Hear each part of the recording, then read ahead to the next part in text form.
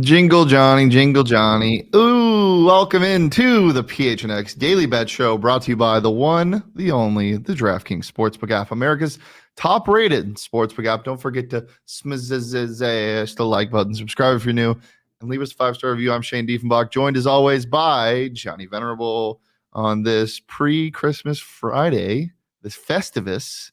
How are you feeling, Johnny? Christmas came early for Cardinal fans. We're going to talk about that later on PHNX Cardinals Live. I saw you use Cliff Kingsbury in the old thumbnail today.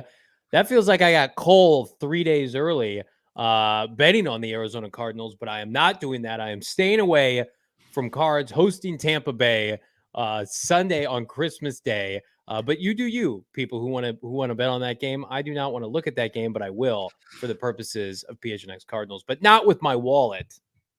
Yeah, that is why the thumbnail is we're all getting cold, because that is a game we have to watch on Christmas. It's not you can avoid it. You have to watch it. You are legally obligated. If you watch this show, you have to watch the game because we're going to be watching the game. Yeah, fun slate, kind of. It's going to be cold. We were talking about this before.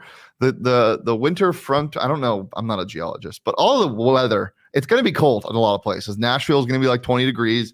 Kansas City is going to be like 20 degrees. It's going to be chilly. I don't know about snow games. Do you know if there's any snow games that are for sure? I don't. I'm anti-snow game, especially from a betting standpoint and a fantasy football standpoint. You guys did a great job in the fantasy football show yesterday. It just sabotages everything. It may be fun for people to watch. Aesthetically, we all love the snow on the ground, but like I want my sure things. I want to be rewarded for taking certain player props, etc. And I don't want the inclement weather to affect that. It can be cold and people can still ball out, but you can't find your footing with snow. So I'm anti-snow. Let's go back to last year. I remember I was betting on a Vikings game or against the Vikings around this time. And I was like, oh, there's going to be snow in Minnesota. So I talked about it. I'm like, this is my pick. And somebody was in the chat's like, hey, Shane, they play indoors now. And I was like, when did that happen? And it happened like 5 years ago. So, yeah, who knows what's going to happen? All I know is I like some matchups this week. It's hard to tackle big men and when it's cold because it hurts. And that might affect some things going into it. Johnny, but let's recap the game last night. I didn't do well. How did you do? Did okay. I was heavy on the Jaguars to win. At least that worked out. I took the Jaguar money line, which you could get at plus money by the time we did our show yesterday. And I also said that last night was going to be the culmination of the shit show that is the Jets offense. That also hit. Strebler! That was not a real bet. What can you even say about the Jets and their quarterback situation? I think I took the over, though, which was not smart. But I took the Jags money line, which was plus money. So you're welcome, America. I never doubted that for a second. I thought the Jacksonville Jaguars were going to score more points. And I thought the Jets against the Jags defense, which is just fine, would find their way into the end zone a couple times. But no. Zach Wilson is that bad to the point where he, like, not crazy to think like in 18 months he's out of pro football, which is low-key hilarious. But Jags going to jag. Jags now the favorite unequivocally to win the AFC South, which is you absolutely love to see it. I would love to see this Jags team in the season. Absolutely. My picks, I went 0 for 2. It's funny. I talked about it yesterday. I was saying, like, you were like, why do you like the Jets? And I was like, I hate Zach Wilson. I think he gets benched in this game. And if he does get benched, he's not going to play for the Jets ever again. He'll be a backup somewhere, if anything. And then I was like, I don't know why I like the Jets. Garrett Wilson dump offs, like that was what I was thinking was going to happen. He didn't throw to him once. It took until Chris Strebler to get there. It was just sad. Luckily, I had Zonovan Bam Knight last night in my fantasy lineup, and I took him out because I didn't like it. I played ETN, and I put Devontae Smith in my flex spot instead of Bam Knight. Knight finished the night 4 carries, -2 yards. The Jets are an offensive dumpster, and we talked about yesterday. Breece Hall and Elijah Vera Tucker's absence on that team is everything. Yeah, and they'll be back next year, God willing, with hopefully revamp from their injuries. But when those two guys went down, that was when they were playing their best football, when they could run the ball. Remember how electric Breece Hall was? He was unbelievable. Yeah. Now the offense is neutered. And Quinnen Williams coming back was a huge impact for the defense, but just not enough. He looked great. I'm glad that he's healthy. No Cam Robinson definitely hurt a little bit for the Jags, but Doug Peterson continues to impress me, man. The Great coach. scheming Evan Ingram wide open play after play against a really good Jets secondary was great. Another over 100-yard performance from him. He's finally looking like the tight end with physical attributes that he should be. I like what I'm seeing from the Jags, and we talked about this yesterday. I mean, Trevor Lawrence is a top 10 quarterback in the NFL right now. He's been playing incredible football. Unequivocally, and I also think, listen, at the end of the day, if you're a Jaguar fan, look at the landscape of this AFC South. You should dominate this division for the next half decade. The Tennessee Titans look like they're going to go into a little bit of a minor rebuild. Tannehill may never play for the franchise again. You talk about Houston being easily the worst team in the NFL.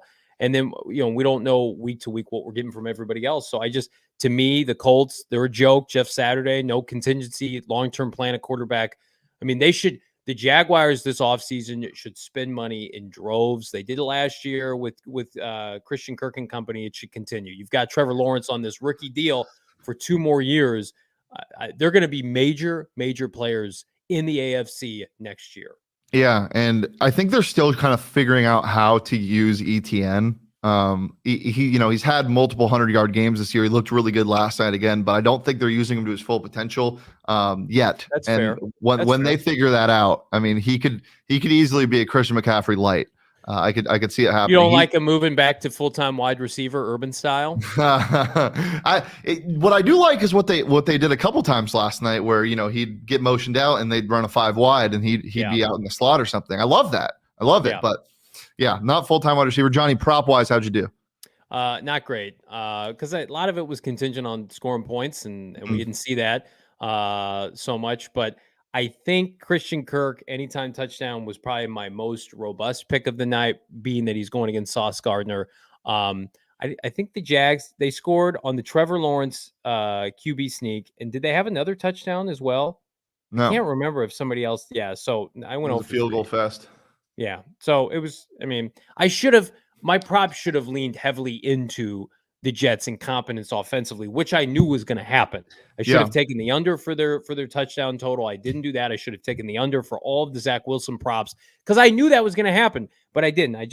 I saw the second half, the overtime against Dallas for the Jaguars. I thought that was going to carry over.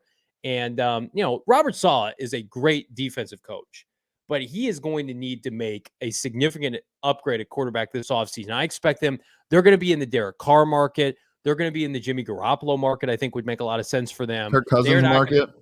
Well, if I don't Kirk think Cousins gets moved. I don't think he's no. I said this theory. I said this theory on the fantasy show yesterday. If Kirk Cousins and the Vikings get bounced in the first round of the playoffs again, Kirk Cousins gets moved on from. They don't. What are they going to do? The Vikings go ahead and get Lamar Jackson because the Ravens don't pay him. That's my theory. That's my theory. My props were on the button.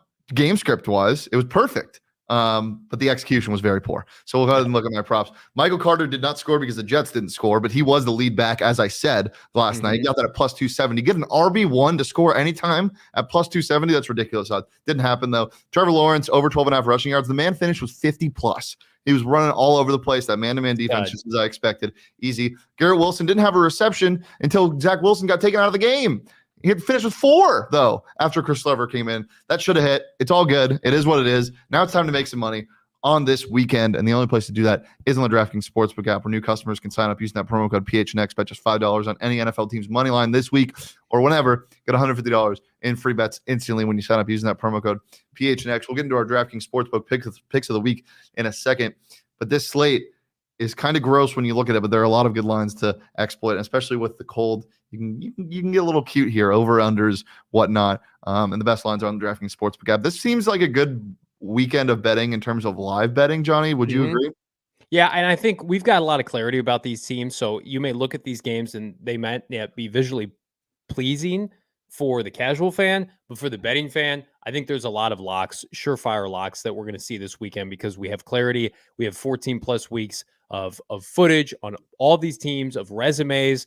This is not like in weeks 1 to 4 where it's like anybody could beat anybody. No. Some of these teams are done, and so believe them when they say they're done.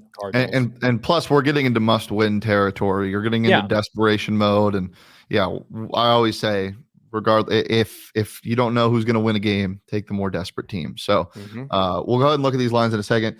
But before that, just a reminder, promo code PHNX, $5 on any NBA or NFL team's money line.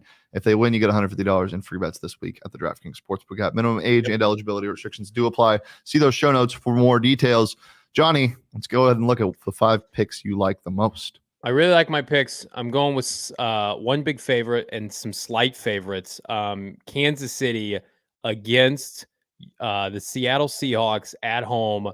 The Seahawks have shown who they are. The Chiefs, off of a nail biter against Houston last week, they're going to assert their will. I love them to run away with this game. I think the run game is going to be prevalent. Seattle's defense is on its last legs. I also like Detroit at Carolina. Get this while you can. I think this number is going to continue to go up. Lions minus 2.5 point favorite against the Carolina team that I think is probably maxed out. Vikings money line. Again, I don't like the Vikings minus 4, but if you're parlaying this with some other games, Vikings aren't going to lose to the Giants at home. They just can't. Not after last week's situation. Then you look at New Orleans with Cleveland. The over-under is 32. That's the lowest over-under that I can remember in an NFL game this season.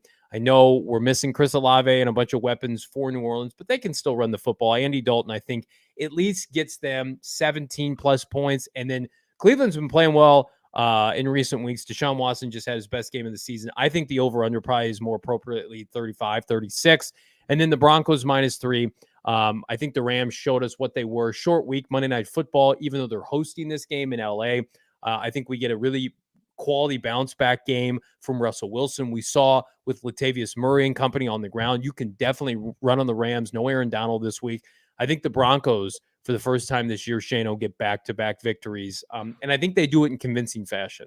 Yeah, I like it. The snow game is in Ohio, Cleveland. It's going to be a snow game. So I still like the over on that game. Yeah, I think, yeah, we'll see. I think Nick Chubb maybe gets more power in the snow. And maybe you won't see the balls being skipped by Deshaun Watson in the snow because it'll hide underneath it. Maybe you can, all right, let's get into my picks for this weekend.